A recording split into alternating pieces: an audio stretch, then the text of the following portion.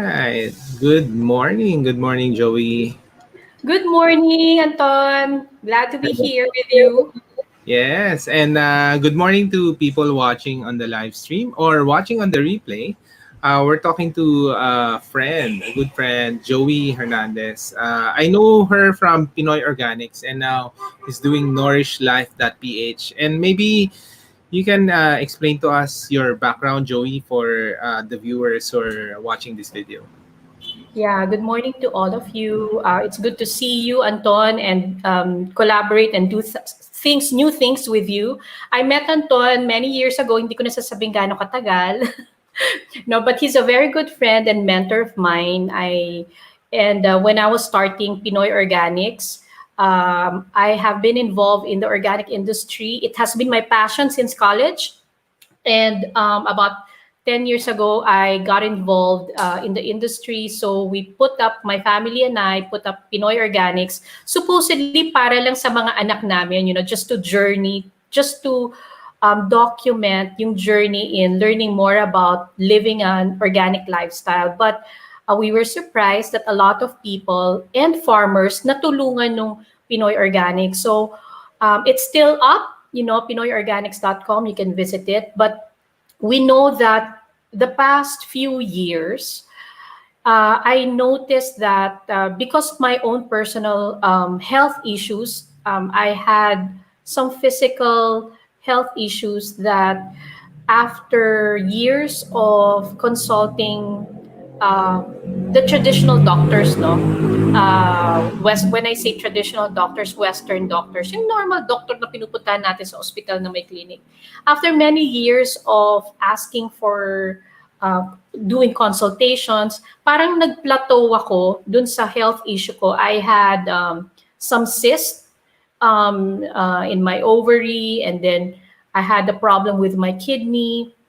And after parang 3 years na yata, kahit na nag-organic na ako and all, although it helped, I felt that I was in a plateau in my health. Ang goal ko, I felt that I'm also a communicator, and I'm a I'm a brand and identity consultant. So for me to live that pace, no, fast-paced lifestyle in the advertising industry, I have to be healthy. Parang ikaw, Anton, to do our awesome planet and all of these things you're doing, we have to be healthy at a very Yes, of young course. age.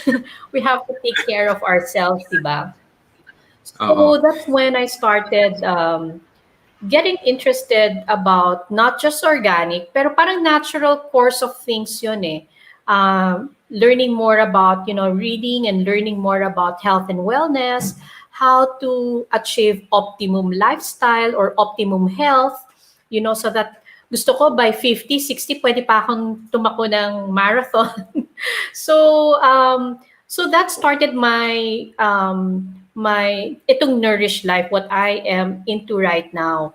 And then along the way, I met more organic farmers. I met fantastic doctors who are doing alternative medicine. But I also, along the way, I probably mga 5 years ago, I started reading and eventually met doctors who are into functional medicine that siguro later on in our next sessions we can talk more about that. So basically, I delved into that. So, and then I saw how over time, the past, I can say 2 years, I lost weight permanently. Um, and then I also was able to, yung cyst ko sa ovary ko, Anton, nawala. Wow. So, and then I still have a health challenge in terms of my kidney, but it hasn't progressed. And I'm believing that it is on its way. Kasi our bodies, ito ang maganda. Ladies and gentlemen, our bodies are designed to heal on its own. Pero we have to give it a chance or opportunity to to heal. Kasi hindi lang siya talagang iba-iba. Even my body is different from Anton or my husband or my children. Our bodies are unique, no?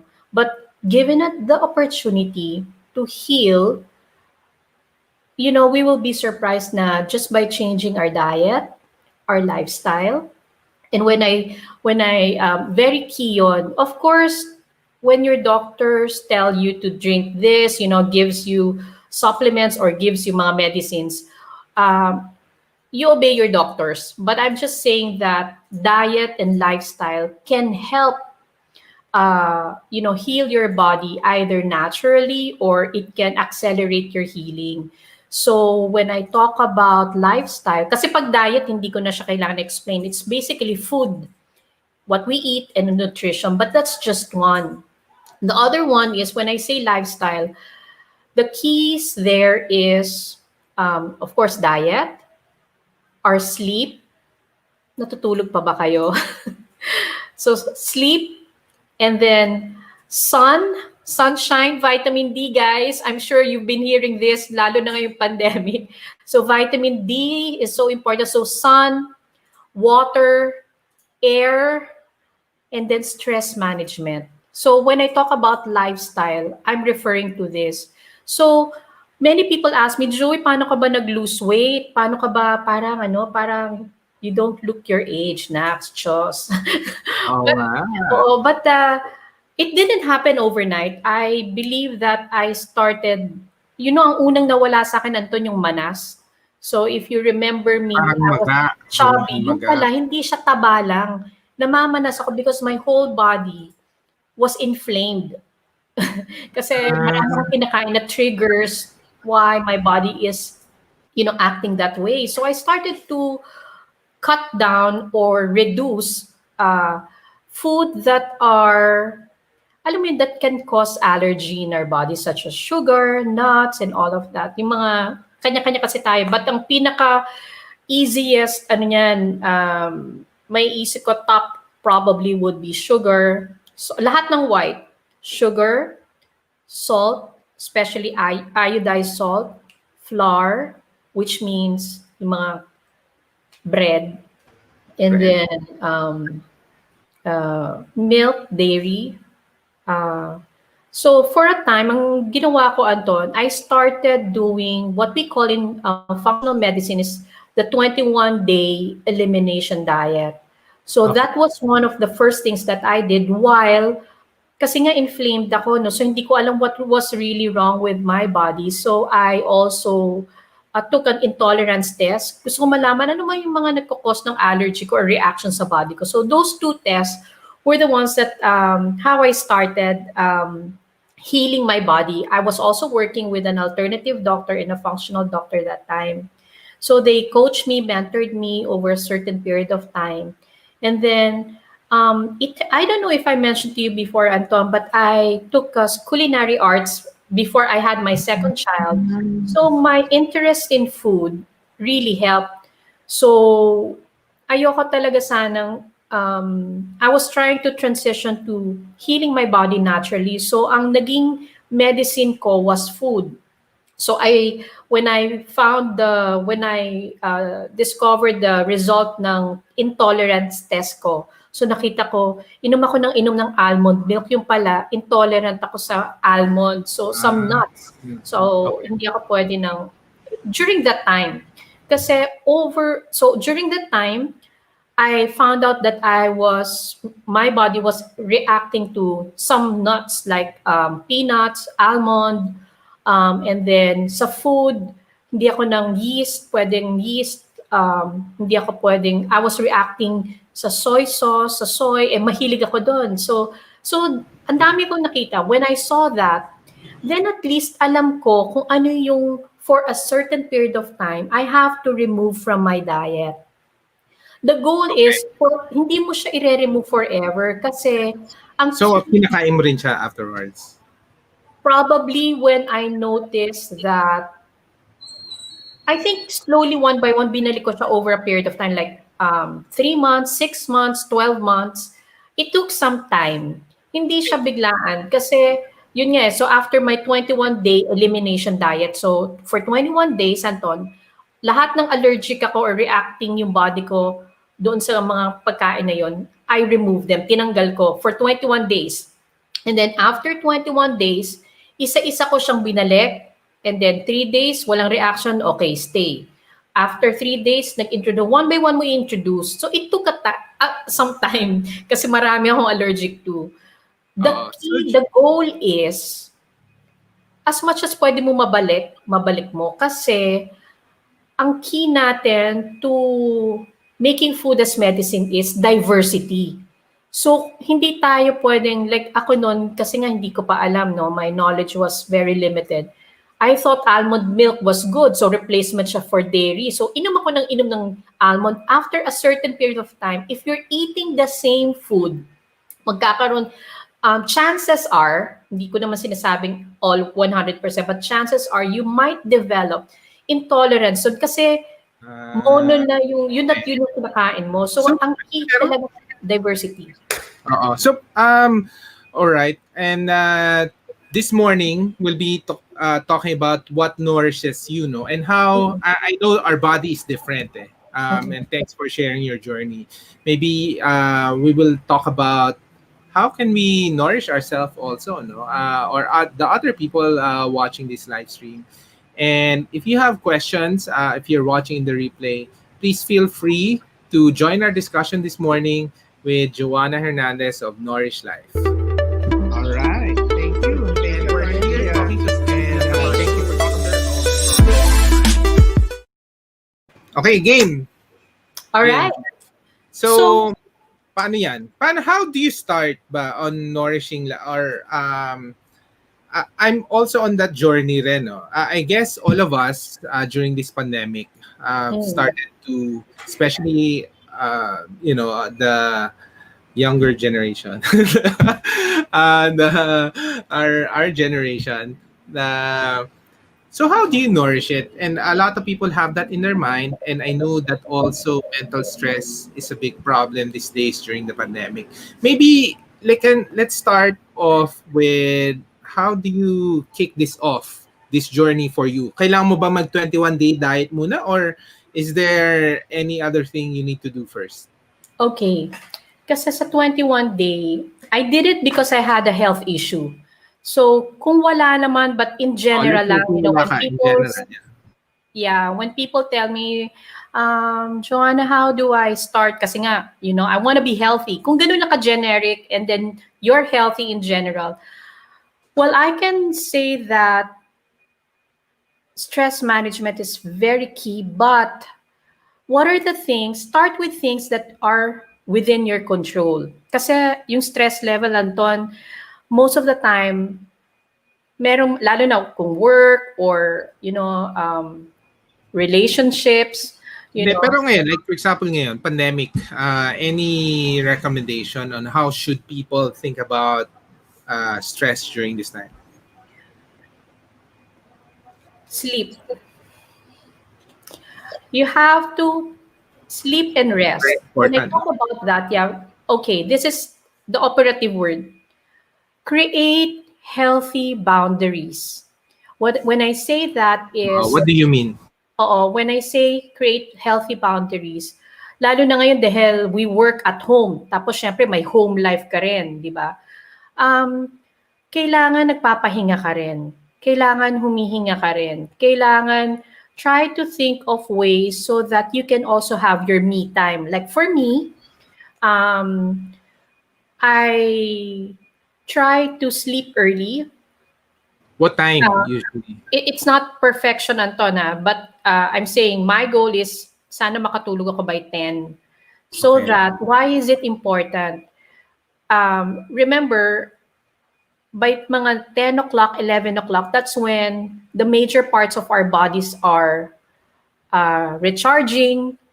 Alam mo yun, nagpapahinga rin yung yung organs ng bodies natin. So yan yung time that they are trying to restore and recharge themselves. So kailangan natin bigyan ng time yung liver natin, kidneys natin, and all the parts of our body to rest. At the same time, for us, in terms of stress, yung minds natin, we have to tomorrow is another day, guys. So if there are some things that are really sleep, sleep is important, and you'll be surprised the following day you have physically more energy, and then your body has rested. Kapag ang bodies natin, napagbigyan nating magpahinga, malaki yung naibibigay niyang back sa atin for the following day to be more productive. I try to sleep. Joey, Oh, hindi, pag sa within the day, do you rest ba? Or is it enough to do it, yun nga, to sleep at night? Is that the most important thing? O nagdanap okay. ka rin in between? I think typical ginagawa ko. So I sleep 10. I wake up at 5. Kasi usually, like me, I'm a mom, I'm a wife. 6, 7 o'clock gising na lahat ng tao. So if I wake up at 5, 5 to 6, I have my me time. Okay, so yun ang me time ko. I do whatever. I meditate, I pray, whatever I want to do, and nandun na time na yun. And then pagpasok ng 6, I have to help prepare, breakfast and all of that. Midday, and then 7 o'clock to 9, family yan, breakfast and all of that. You prepare the children for homeschooling or schooling at home, and then ganyan. And then 9 o'clock, di ba, we work na tayo. Okay, as someone who's also working, midday, guys, take a break. Pagdating ng mga 10, kahit na, di ba, pag nasa office tayo, nagko-coffee break naman tayo. Please, kahit na you're working at home, take your coffee break or take a break. 10 o'clock to 10:15, kahit na coffee or tumayo ka to drink water because you have to finish always have a water jug. So drink water, tumayo ka lang para rin hindi yung body mo nakaupo the whole day. And then lunchtime, take a break. Alam mo yun, magkaroon ka ng break time. Still enjoy break time. We have to, yun yung sinasabi ko when we say create healthy boundaries. We have to also have those short breaks during that time, lunchtime, and then hapon, 3 o'clock, take a break again. Para makapag-stretch, baba ka muna or labas ka muna or, drink water. Take a break. That's one of the ways. Why? Kasi you're putting a break rin dun sa flooding of stress, flooding of emotions, flooding of mental, whatever if you're working, masyado kang focus about, what you're working at work. So, yun, importanteng taking breaks. So Oo. that's part of taking care of yourself. Being mindful. So, paano naman pag especially during this time, no, ang daming negative thoughts happening because of the industry, because how it affected a lot of people financially. And I know sleeping, taking a break, but is there a specific, how do you nourish yourself with all this negativity around us right now? Anong ginagawa mo? Anton, my 5 a.m. me time is so important. It's a time that I pray, I meditate, I read books that will nourish my my soul, books that will nourish my soul. I do journaling. So alam Wait, mo, which minsan, one? What book, for example? marami. Aba, So, anong genre yan? Sige, oo. Anong genre usually? inspirational, and then I have this book that I'm reading, written by James Jordan. It's about sonship, so it's about identity, your identity as a human being. It talks about Same. how di ba tayo mahilig tayo sa doing, performing, and all of that. And this writer James Jordan was talking about how important it is to be. Yun yung mauuna muna, yung how to be a being, how your identity even as a child of God. So I draw my strength from that. Of course, I read the Bible. I love reading Psalms. You have to feed your soul. You have to feed yourself. You have to feed yourself first, because it is only from the overflow sa heart natin, sa buhay natin, we can truly give and love and serve others. Kasi kung hindi tayo nagpapasok for ourselves, that's why it's so important to, yung sinasabi ko, read the Bible, meditate, do your journaling, get your own feeding also by reading books. Kung wala kasi yun, parang gas tank, Anton. If you're running your life na empty gas tank ka, mababurnout ka talaga. And then when shifts as big as this, disruption as big as this happen, wala kang mabigay kasi low ang gas tank mo, ang love tank mo.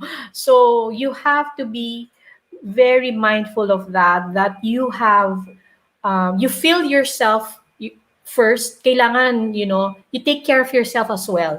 Kasi it is from what we have. Yun lang yung pwede natin ibigay. At sa totoo lang, kahit pilitin mo, kung wala kang mabibigay, wala kang mabibigay. You will be burned out. I've been there. I've been there, done that, and yun.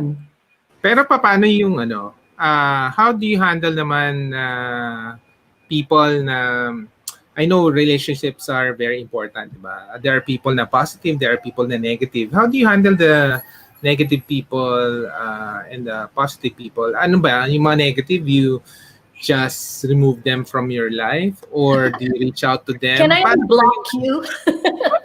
Can I unblock you from my life forever? Oo, kasi di ba may mga ganung strategy. Hindi naman block, mute for 24 hours. What's your strategy to nourish yourself, di ba? Okay. When there are people like that, well, number one, Anton, we have to put healthy boundaries rin sa social media life natin, okay? So that will help. That will help. Like, I try my best, sun up, sun down. Wala nang social media nun.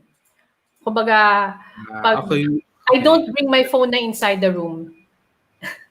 Okay. Pinapatay ko na talaga. Kasi hindi by default, I will be tempted to, scroll and But that's one way.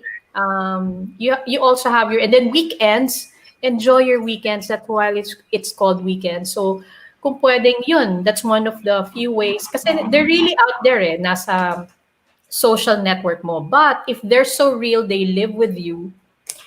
Okay, one of the ways is there's this word called, di ba, we know the word called respect, So when there are people like that, I just listen to them.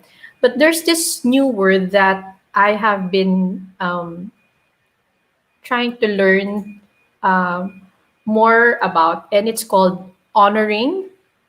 When you honor someone, so even if you don't agree with someone, but because you honor them, you respect their views, you just listen. Give them a few minutes. Don't give so much time. Kung wala ka talagang time, kung ano lang kaya mo, doon pa rin tayo babalik. Kung anong kaya mo lang ibigay, Anton, that's what you give. And I think, especially if it's a loved one or someone close to you, you just listen. And out of honoring, you just give them time and listen, and then you don't have to agree. At least napakinggan mo. And I believe that that's part of honoring. And I usually tell my friends or even my children, when you encounter people like that, just listen. You don't have, wag mong lunukin, wag mong masyadong i-internalize. Just listen. Because usually people just need to let it out. They, by nature, parang lalo na ngayon, and then the younger, the more they feel entitled to, they can voice out anything. So I, out of honoring someone, I just listen. But pag sumusobra na, Anton, how do you pag handle that? sumusobra na, I'm trying to learn how to say no. I try to tell people that I think I've heard enough, and I understand. I hear you, and let me think about it. And then yun, yung parang mag-pause ka, wag mong, you don't have to, I'm learning how to say no. I'm learning. So we have to say no. Lalo ng Pinoy, Anton, nako, we're very accommodating. Yes. People are, I don't know, Pinoy lang ba yun? Or is it our culture? Or by nature? There are some other countries rin na ganun. Very accommodating. Very accommodating. Yung how do you handle naman kids? How do you nourish kids? Mahalin It's sila ng different bonggang-bongga. strategy to do that. Oo. Hindi ba lahat lagi lang yun naman sila, 'di ba? Laro lang sila ng laro ng games din or with the online, lagi sila sa online. So how do you balance nourishing and this relationship with our kids? I make sure that I have personal time with them, even if it's just 10 to 20 minutes. But if it's quality time, when I say quality time, Anton, lalo na yung kids, they're very sensitive.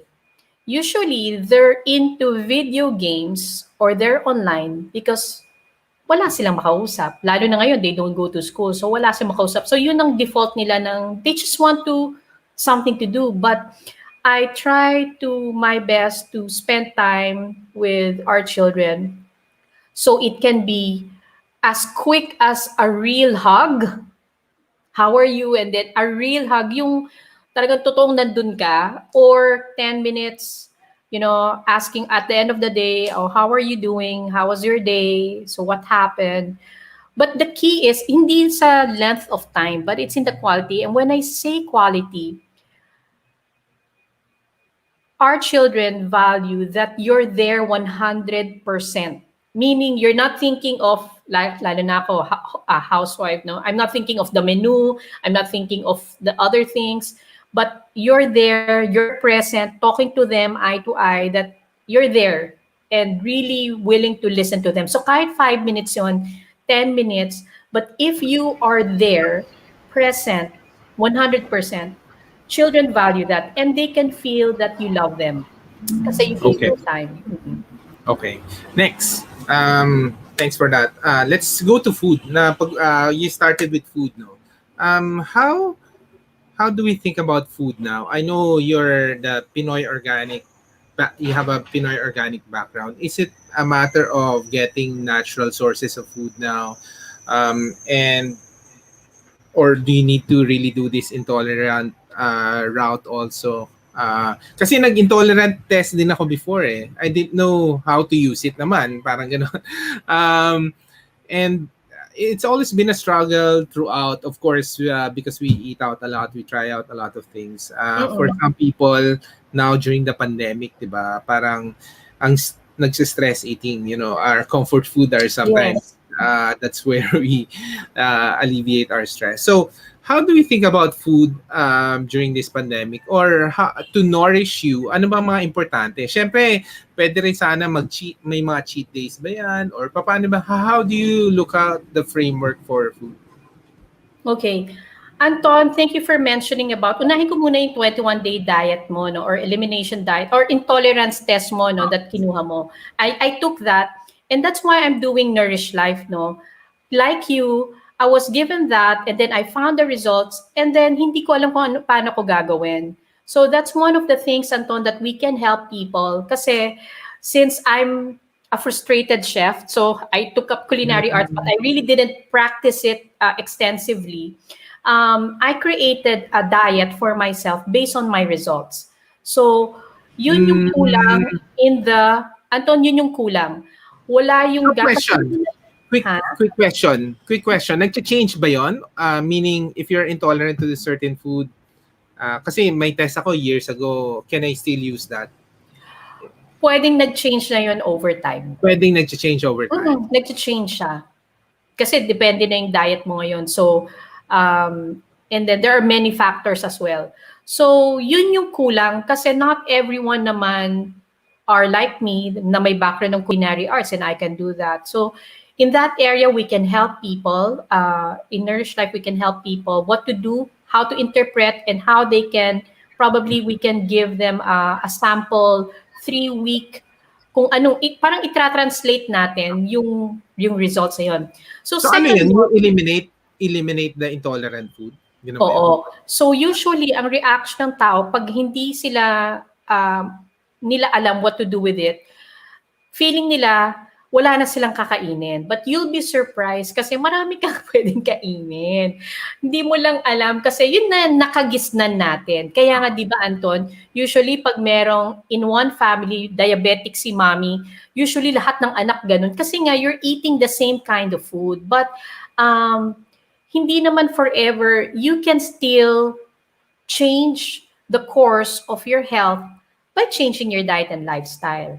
So, yung Yes. sinabi mo, so paano ngayong pandemic, Joey, paano ba natin nourish yung sarili natin, comfort food natin? You know what, Anton? I myself and my family, during the first few weeks of this COVID, hindi naman instant healthy. Hindi, ang sinasabi ko talaga here in the family, and my way of doing it is portioning, not perfection, okay? Kasi, meaning you don't have to have a perfect diet, okay, guys? Portioning pa rin. So, syempre, comfort food, di ba, help us. And that's part of nourishing. Like, during the start of this pandemic, there were certain foods that I was craving for to comfort me. So, I'm sure you had that kind too. And So, all of us, paano? yeah. You Huh? succumb to the temptation. Well, there are days that I close my eyes and just have to nourish that part of me that is longing for that comfort. But don't do it every day. Kaya nga, hindi pwede rin yung everyday. Tsaka depende kung, kunyari, may health condition ka. So, that's part of nourishing yourself. So, there was a time that, I haven't eaten a certain food for a long time. Pero during this pandemic, nag-crave yata ako for that. I think that was a pizza or something. Kasi hindi na ako masyadong flour, no? Kasi wheat. Kasi I'm not, So, well, carbs. Walang carbs. Total no carbs. ang hindi talaga ako nagre-react good with is gluten. Pag may Gluten. wheat, sumasakit yung tiyan ko. Pero there was one time na talaga nag-crave talaga ako for, tsaka pork. So, nag-crave ako for pepperoni pizza. Pinikit ko na yung mata ko. Pag nagganon ka, enjoyin mo na lang yon. Huwag ka magka-guilt. Kasi you have to nourish yourself. So, I was really craving for that and I just enjoy it. When you have days like that, guys, kunyari, you have days na gusto mo mag-ice cream. Pikit mo na lang yung mata mo and just enjoy that moment. Kasi our soul, kailangan din natin yun.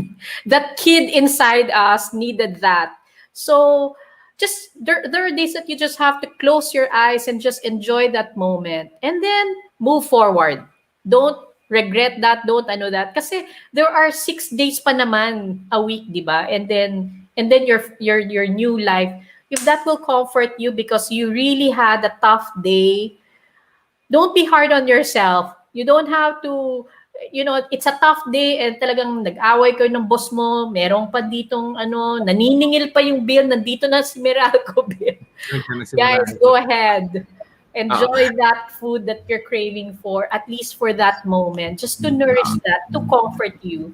So, Joey, you're not saying naman dapat you have to eat all organic or you have to eat vegetarian or follow a certain diet. It's more of tailor-fitting the diet to yourself. Parang ganun, understanding more of yourself. Yes. Tailor-fitting. Using the intolerance, are there other methods ba? Or is it more of the intolerant food? Intolerance test will help you identify kung ano yung mga food that may be causing inflammation in your body. So that's just one. So if you number 2 is the 21-day elimination diet kasi dun mo malalaman kung yung nandun sa listahan, pwede mo pa siyang ibalik. Basta the key here is a healthy diet is diverse. Think rainbow, the more colors mong kinakain, the better. Don't eat the same kind of food over and over and over again. And then later on, we can share about what are the usual na food that will, kunyari, wala akong pang intolerance test. Paano ba yun? Like, tinatanong mo, pwede bang wala yun? I can give you a list of foods na usually ito yung triggers. So you can start with that and then start your 21-day elimination diet. We can help people with that. And then after 21 days, isa-isa mong ibalik. Then after 2 months, to 3 months, magkaka-idea ka na kung ano yung mga pagkain nagre-react yung katawan mo. So then you can move forward adding more colors. Basta more colors, make your diet more diverse. If there are some things that, like what I mentioned earlier, ito libre lang. Tubig, 6 to 8 liters a day. 6 to 8 cups a day or 2 liters a day. Syempre, plus minus mo na lang yun. Water, libre lang yan. Drink water every day. So, and then clean air.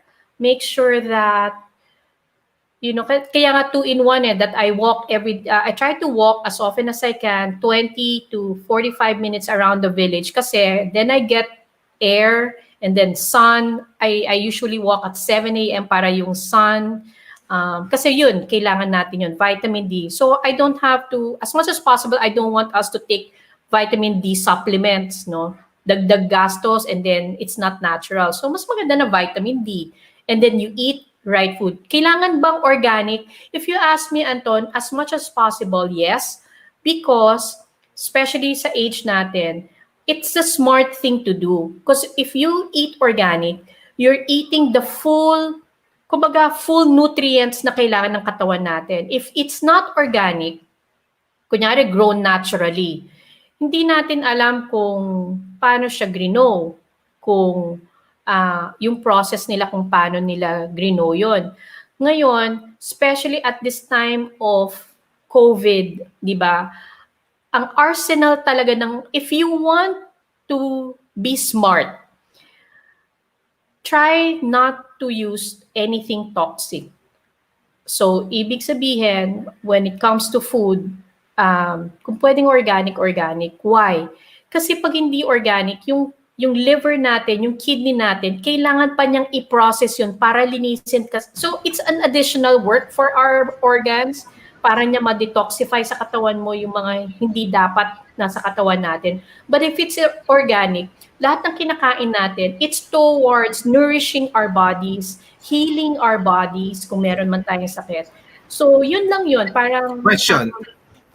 Question. I know we talk about organic food a long time, and the industry had a lot of challenges, in terms of supply, etc. What happened now? Maybe can you share with us? Ano naman nangyari sa organic industry in the Philippines? Are there, of course, there are more, pero are there reliable sources na ba, or where you can get it, or where you get your sources?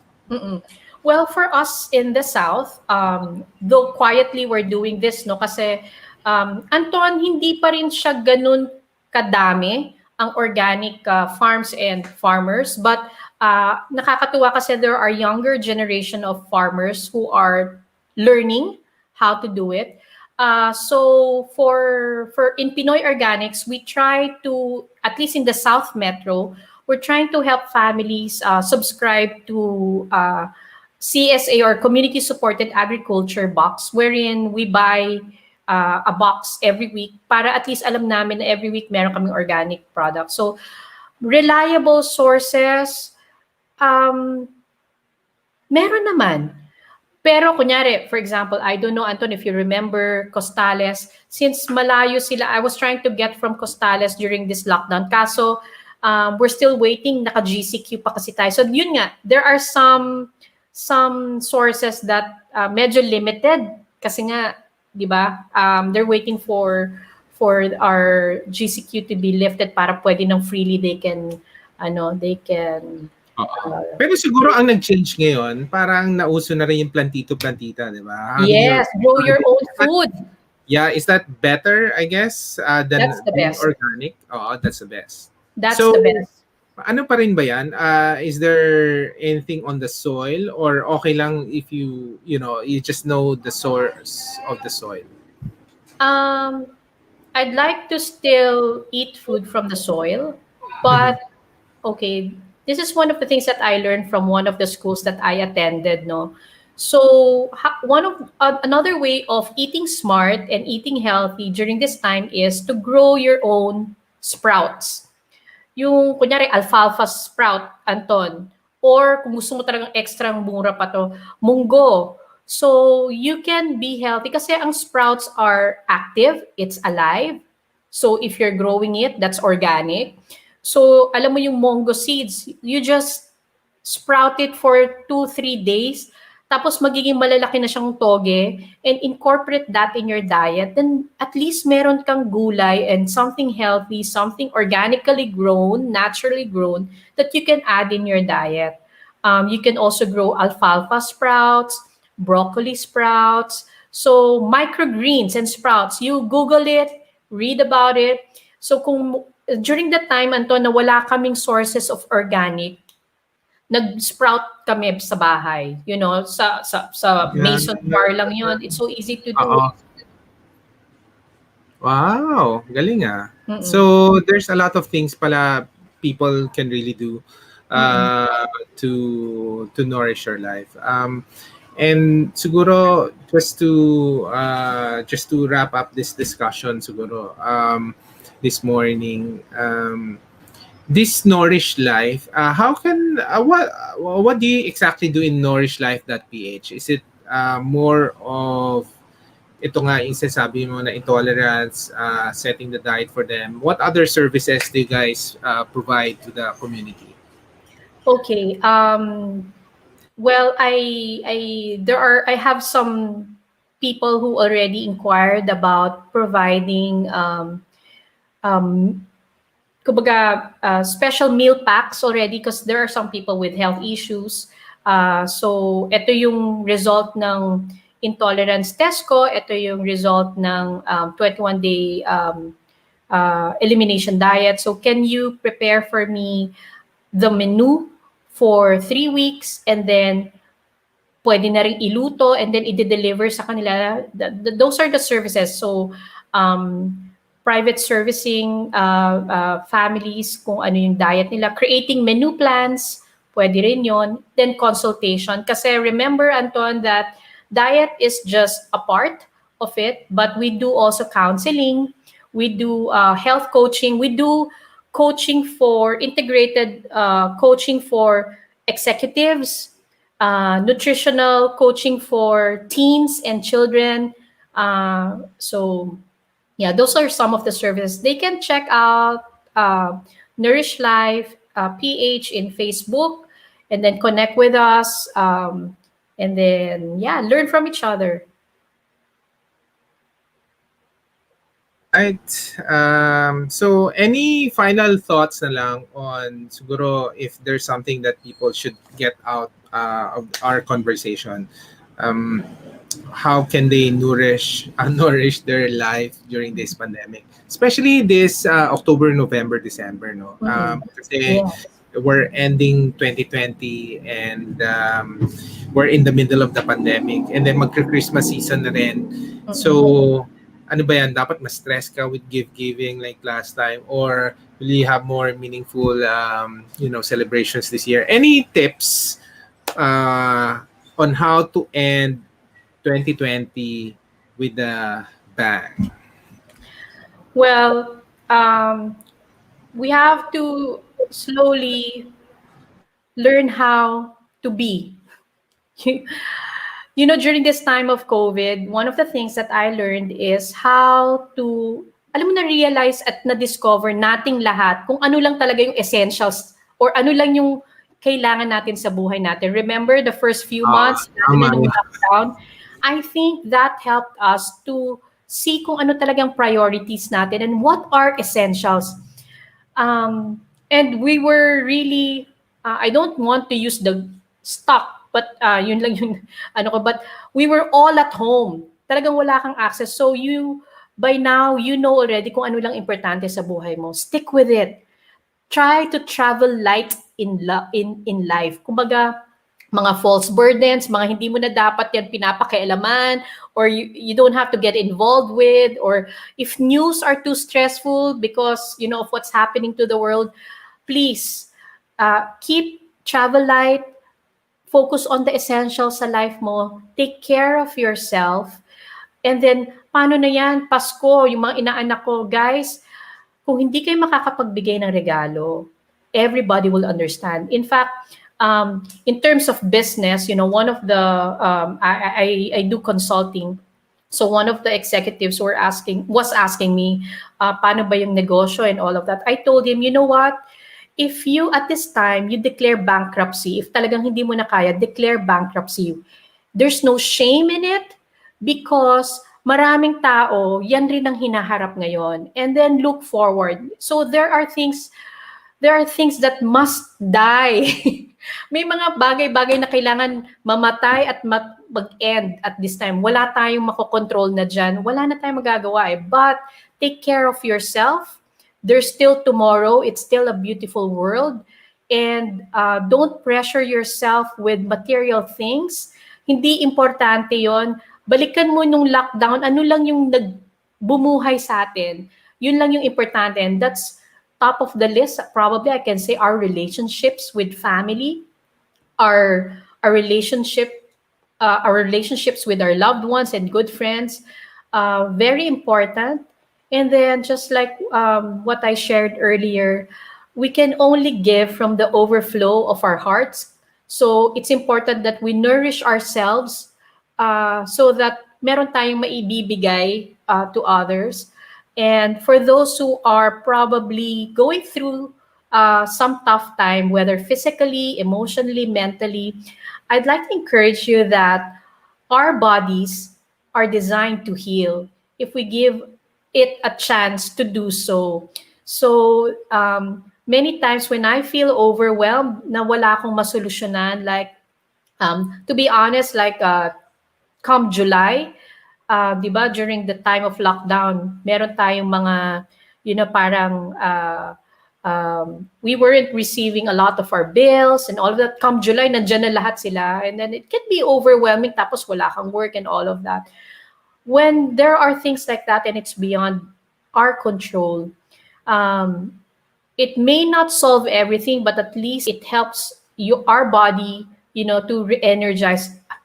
Many times, Anton, tinulugan ko kasi wala akong magagawa dyan eh. And then, practical tip, honestly, to my creditors and to, kunyari, clients na I cannot do anything about because the supply is, naka-lockdown. You talk to people with your heart. Sinasabi ko, I'm teaching this to my children and to my staff, lahat ng tao pwede mong madala sa pakiusap kung sincere talaga at totoo. Alam mo, it's okay. Be authentic, be true. Kung talagang, hindi mo kaya, sabihin mo, kesa you're trying to pretend that you can deliver something or you can give something, tapos hindi mo pala kaya. If to parents, you don't have to promise everything to your children kung hindi mo kayang ibigay. Kunyari, Christmas is coming or to your loved ones, meron talagang magbabago. And I think it's a gift, Anton, for all of us. Kasi we are living in a very materialistic, consumer minded world, no? It is a gift kasi at this time, natututunan natin kung ano lang talaga yung importante sa buhay natin. You'll be surprised that there are a lot of things na hindi naman hindi importante, pero may mga bagay-bagay na kailangan talagang bigyan ng mas importansya at this time. So there's no shame in it. Shame is a word and an emotion that's really hard. It's very difficult, but I'd like to encourage everyone that we are all on the same page. We're all experiencing the same thing. And wag tayong mahiya kasi talagang hirap. It's hard, but don't lose hope. Be encouraged that tomorrow is gonna be better. Take care of yourself so that you have something to give tomorrow or the next day.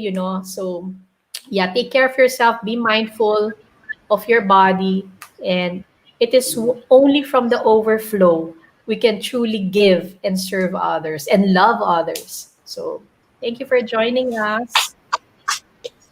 Thank you. Galing. It's awesome to get to have a discussion again with you. I guess we have to meet online lang for now until the time that we can see each other physically. Thank you, Joey, and thank you for all those people watching. You can connect to Joey or Jhoanna na ba? Ano mo? Joey? Jhoanna? Jhoanna, just call me Jhoanna. Jhoanna. Okay, Jhoanna. Jhoanna on nourishlife.com. intolerant.ph, and you'll be directed to the Facebook page. You can chat with them. And thank you. And hopefully we can have more discussion, Joanna, on Yes. this. Yes. Maybe we'll tackle other things. And I'll show you my intolerance test. Tingnan natin. Baka Yes. pwede pa yung mga test na yun. Oo. Sure, Diba? sure. Ito yung mga Would HP love to Plus, have. di ba? You can just use that and as a starting point, I guess. As a For, starting point. Yes, of course, of course. Oo. Pwede. Sige, padala mo sa akin. Thank you everyone for joining us. Yes, thank you everyone for joining us. Thank you. Thank you, Joanna. Bye-bye. Good morning.